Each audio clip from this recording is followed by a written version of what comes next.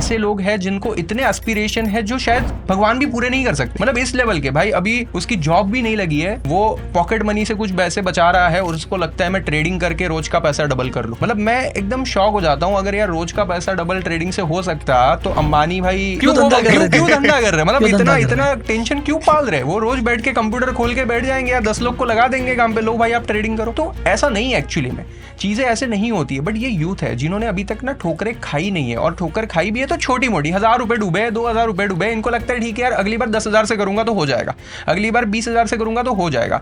अब जो actual audience है जिसने ये धक्के खा लिए है, I give you an example, कोई ऐसा बंदा जो कि 35 साल का है, 40 साल का है, जो पिछले 5-10 सालों से ये सेविंग, इन्वेस्टिंग सब कुछ करते आ रहा है, अब उसकी फैमिली बन चुकी है, अब उसको एग्जैक्टली पता है कि भाई इस रास्ते मुझे नहीं जाना है।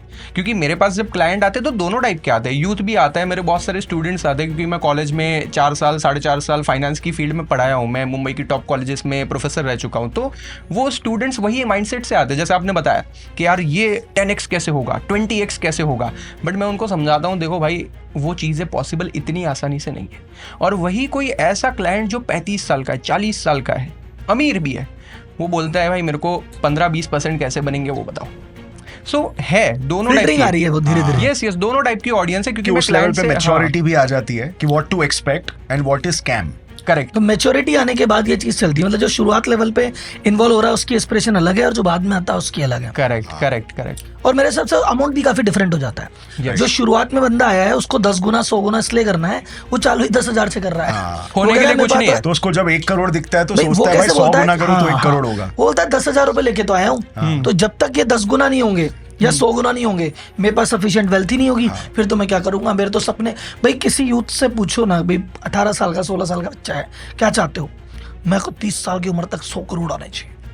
बढ़िया। SIP कितने करा रहे हो? 250 रुपए की।